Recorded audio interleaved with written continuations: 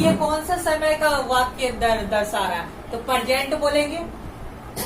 अगर पूछेगा कौन सा काम हो रहा है तो क्या बोलेंगे, इंडेफिनिट यानी अनिश्चित काम हो रहा है।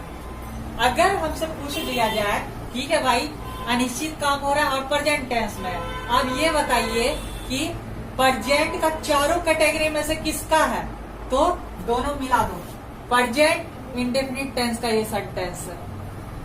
ठीक है क्लियर।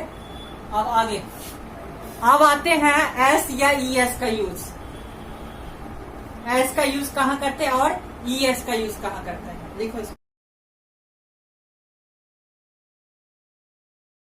एस या ई एस का use.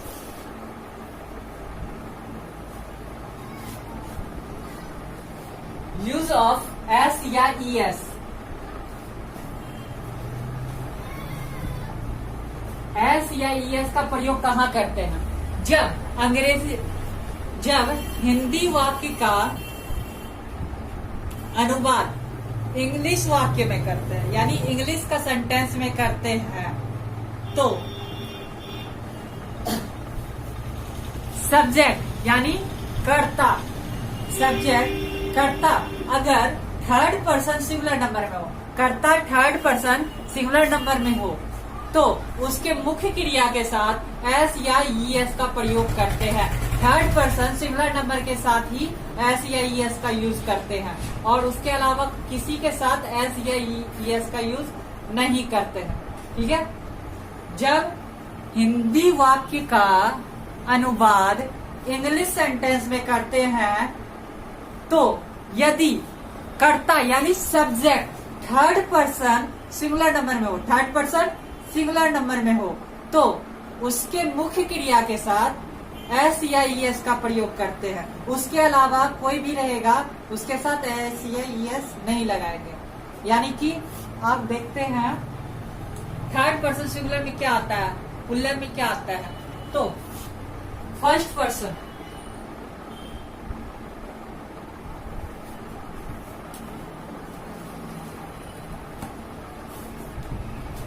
Person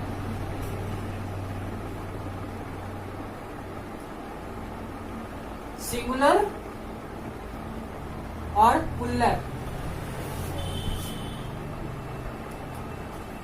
first person singular में आता है आई और पुल्लर में आता है वी। सेकेंड पर्सन सिंगुलर में आता है यू और पुल्लर में भी आता है यू। ठीक है, थर्ड पर्सन सिंगुलर में आता है ही और पुल्लर में आता है दे या द बॉय। एक से अधिक रहेगा तो वो पुल्लर में आएगा। ठीक है, अब देखो किसके साथ करना है एस या ई एस का प्रयोग, हम क्या बोले, जब हिंदी अनुवाद का इंग्लिश में अनुवाद करेंगे, इंग्लिश सेंटेंस में अनुवाद करेंगे, क्रिया यदि थर्ड पर्सन सिंगुलर में हो, थर्ड पर्सन सिंगुलर क्या है, इसी के मुख्य क्रिया के साथ यानी वर्ब के साथ, मेन वर्ब के साथ एस या ई एस लगाते हैं। ठीक है, और इसके अलावा और कुछ भी रहेगा तो उसके वर्ब के साथ एस या ई एस नहीं लगेगा। ये तो पता चल गया एस या ई एस किसके साथ लगाते हैं। अब एस किसके साथ लगता है और ई एस किसके साथ लगता है, ये बताते हैं।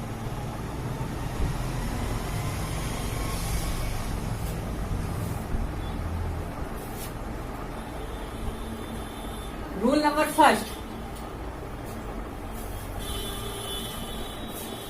क्रिया के अंत में, रूल नंबर फर्स्ट, क्रिया के अंत में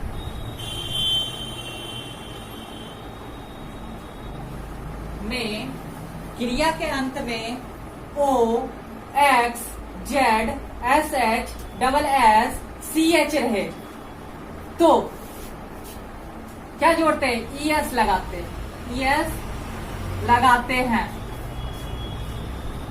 जैसे एग्जाम्पल लेते हैं कोई भी सेंटेंस, जैसे वॉच लेते हैं, वॉच, तो देखो ये क्या बोला, क्रिया के अंत में क्रिया के अंत में O, X, Z, S, H, double S, C, H रहे तो क्या लगाते? ई एस लगाते। इसमें से क्या आ रहा है? सी एच लास्ट में आ रहा है, तो क्या लगाएंगे इसमें? ई एस लगाएंगे। ठीक है। अगर उसी तरह फॉक्स रहता, फॉक्स, तो क्या लगाते? इसमें से कुछ भी लास्ट में आ रहा है, एक्स ई एस लगाते। Rule number second, rule number second, अगर क्रिया के अंत में, क्रिया के अंत में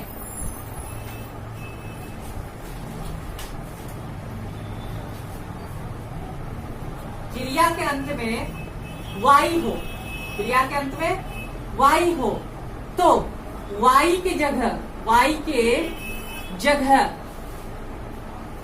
आई लिखेंगे, आई लिखेंगे और आई लिखेंगे। अगर क्रिया के अंत में वाई हो तो वाई के जगह क्या लिखना है? आई लिखना है। और क्या जोड़ देना है? ई एस जोड़ देना है। क्या जोड़ देना है? ई एस जोड़ देंगे। जैसे एग्जाम्पल में लिया जाए, क्रिया के अंत में क्या आना चाहिए? वाई आना चाहिए। ट्राई, ट्राई, ट्राई मीन्स कोशिश, कोशिश करना। जे तो ये रूल क्या बोल रहा है? अगर क्रिया के अंत में वाई हो, क्रिया के अंत में वाई हो, वाई की जगह क्या लिखेंगे? आई लिखेंगे और क्या जोड़ देंगे? ई एस जोड़ देंगे। तो क्या हो जाएगा? टी आर, वाई की जगह क्या होगा? आई, वाई की जगह क्या होगा? आई, और क्या जोड़ेंगे? E S. तो क्या हो जाएगा? ट्राइस। उसी तरह अगर कोई और एग्जाम्पल ले लिया जाए, फ्लाई, उड़ना, तो देखो क्रिया के अंत में वाई है, क्रिया के अंत में वाई है ना, तो वाई की जगह क्या लिखेंगे? आई लिखेंगे और क्या जोड़ेंगे? ई एस जोड़ देंगे। तो क्या हो जाएगा? फ्लाइज। एफ एल, वाई के जगह क्या? आई और ई एस जोड़ देना है। ठीक है। तीसरा रूल कहता है क्रिया के अंत में, क्रिया के अंत में वाई हो, क्रिया के अंत में वाई हो और वाई के पहले कोई वॉवेल हो, और वाई के पहले क्या हो? कोई वॉवेल, कोई वॉवेल यानी स्वर। वॉवेल क्या होता है? ए, ई, आई, ओ, यू। क्रिया के अंत में वाई हो और वाई के पहले क्या हो? कोई वॉवेल हो, तो कोई बदलाव नहीं करना है, कोई बदलाव नहीं करेंगे। सिर्फ एस जोड़ देंगे, सिर्फ एस जोड़ देंगे। अब देखो, जैसे टॉय, खिलौना, टॉय, खिलौना, तो वाई के पहले कोई वॉवेल है, वाई के पहले वॉवेल है ना, तो क्या करेंगे? नो चेंज, सिर्फ एस जोड़ देंगे। ठीक है। वाई के पहले अगर कोई वॉवेल हो तो नो चेंज, सिर्फ एस जोड़ देंगे। जैसे बाय, तो वाई के पहले कोई वॉवेल है तो क्या? बाय हो जाएगा, सिर्फ एस जोड़ देना। अब चौथा रूल, ऊपर के तीनों रूल जिस पे लागू ना हो, ऊपर के तीनों रूल जिस पे लागू ना हो, उसमें सिर्फ एस जोड़ देंगे। रूल नंबर 4, ऊपर के तीनों रूल जिस पर लागू ना हो, उसमें सिर्फ एस जोड़ देंगे, सिर्फ एस जोड़ेंगे। ठीक है। अब देखो, ऊपर के तीनों रूल जिस पे लागू ना हो, तो देखो ये तीनों रूल, जैसे एग्जांपल में लेते हैं काउस, ई काउ, ठीक है, गाय। अब देखो ऊपर के फर्स्ट रूल में चलते हैं। फर्स्ट रूल में क्या कह रहा है, क्रिया के अंत में O X Z double S H या सी एच रहे। तो देखो ये काउ में तो ये फर्स्ट रूल फ्लॉप हो गया, इस पे लागू नहीं हुआ। सेकंड रूल कहता है क्रिया के अंत में वाई हो, वाई तो है ही नहीं, ये भी फ्लॉप। तीसरा रूल भी वही, क्रिया के अंत में वाई, तो वाई है ही नहीं। तो नीचे चौथा नंबर रूल क्या कह रहा है, ऊपर की तीनों रूल जिस पे लागू ना हो उसमें क्या जोड़ देना है, सिर्फ एस जोड़ देना। तो क्या हो जाएगा, काउस। क्लियर। आते हैं क्या, first present indefinite tense. Present indefinite tense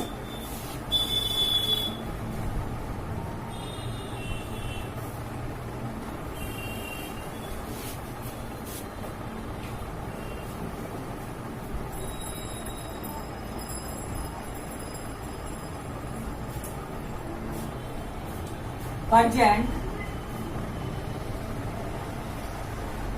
indefinite tense. अगर पूछा जाए प्रेजेंट इंडेफिनिट टेंस किसे कहते हैं, तो क्या बोलेंगे, प्रेजेंट इंडेफिनिट टेंस किसे कहते हैं। प्रेजेंट का मतलब हो गया वर्तमान, इंडेफिनिट का मतलब हो गया अनिश्चित। जो कार्य वर्तमान काल में अनिश्चित समय तक हो उसी को प्रेजेंट इंडेफिनिट टेंस कहते हैं। ठीक है, इसका हिंदी पहचान होता है, पहचान।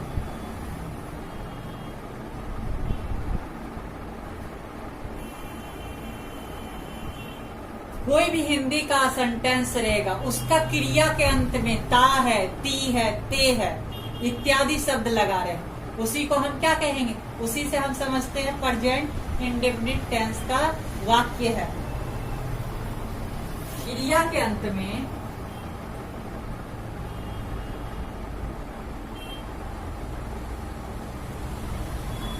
ता है, ती है, ते हो, ता हूं इत्यादि शब्द लगा रहे हैं।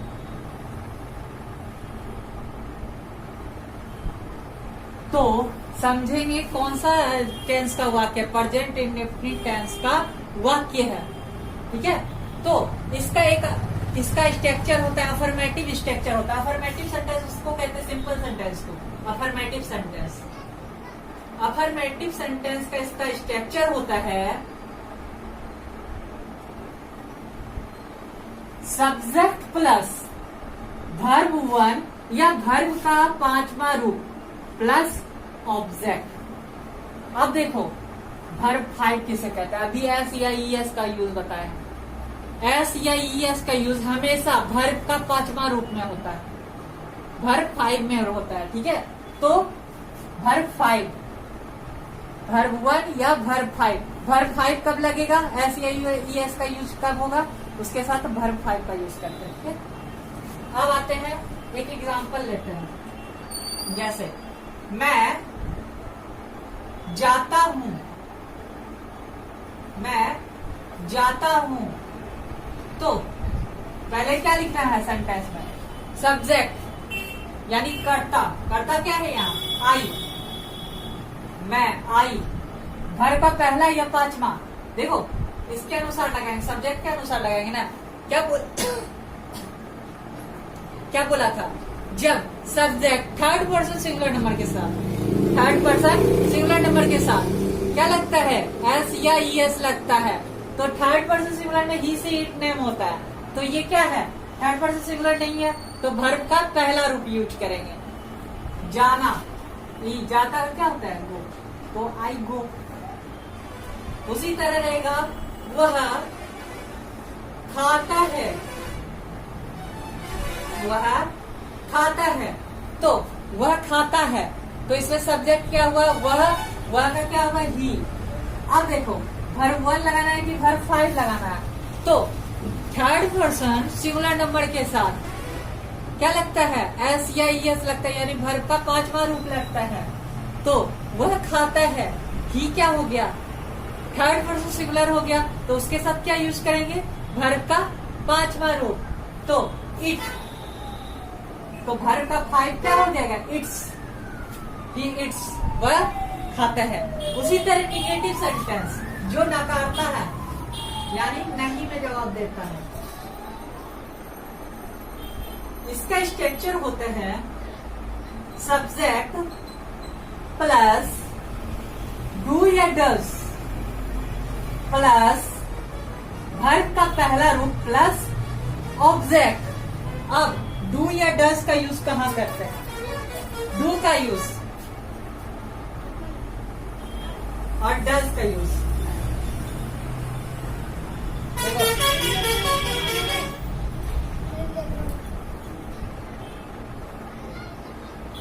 थर्ड पर्सन सिंगुलर नंबर के साथ, थर्ड पर्सन सिंगुलर नंबर के साथ सिर्फ डज का यूज होता है, उसके अलावा जो भी बचा उसके साथ डू का यूज होता है। थर्ड पर्सन सिंगुलर में क्या क्या आता है? ही, सी, इट और नेम।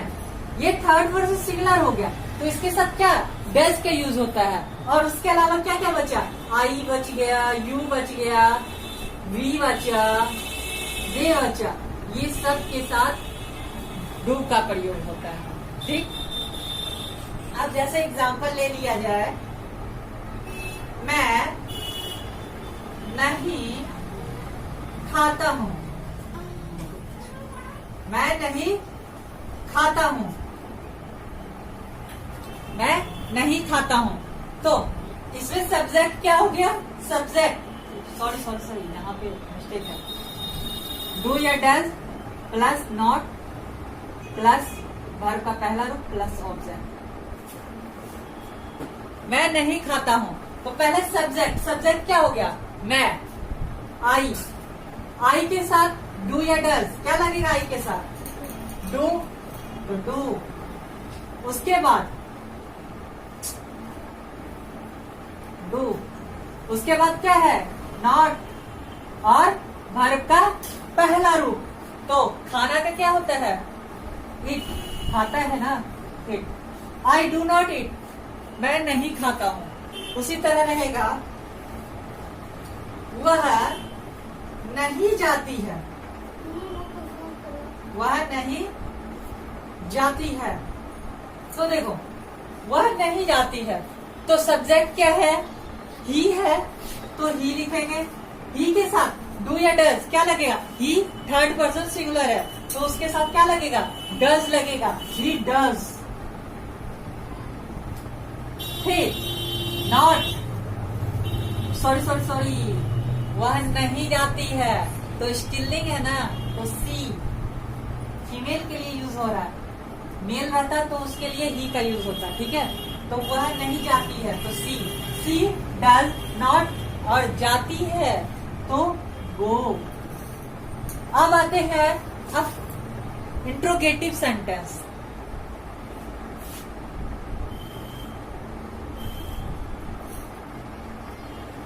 इंट्रोगेटिव सेंटेंस, इसका स्ट्रक्चर होता है डू या does plus subject plus verb का पहला रूप प्लस ऑब्जेक्ट और लास्ट में क्वेश्चन मार्क। ठीक है, एग्जाम्पल, क्या मैं खाता हूं?